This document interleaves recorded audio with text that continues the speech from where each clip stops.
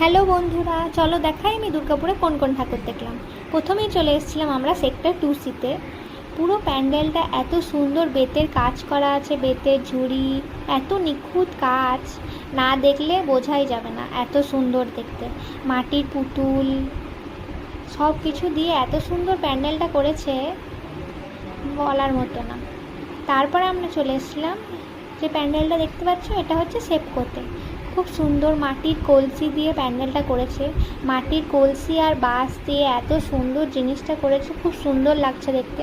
আর এখানে মা দুর্গা একদম অন্যরকম।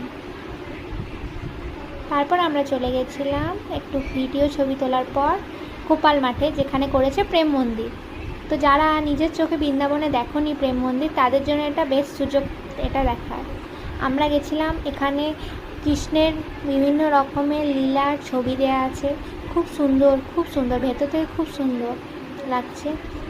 কিন্তু আমরা যেহেতু সকালে গেছিলাম, তা বলে যে ভিড় কম সেরকম কিন্তু নয়, এক গাদা মানুষজন ঠাকুর দেখছে। তারপরে এই ভিড়ের মধ্যে আখের রস খেয়ে নেক্সট ডেস্টিনেশন আমাদের নবারুণ। নবারুণের প্যান্ডেলটা ঠিক অন্য রকম করেছে, দেখো, দেখে বোঝা যাবে এগুলো আমরা বাঁশ দিয়ে করা আছে।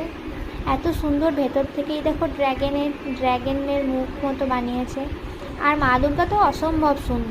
ভিডিওটা ভালো লাগলে অবশ্যই লাইক অ্যান্ড সাবস্ক্রাইব করে দেবেন। Thank you.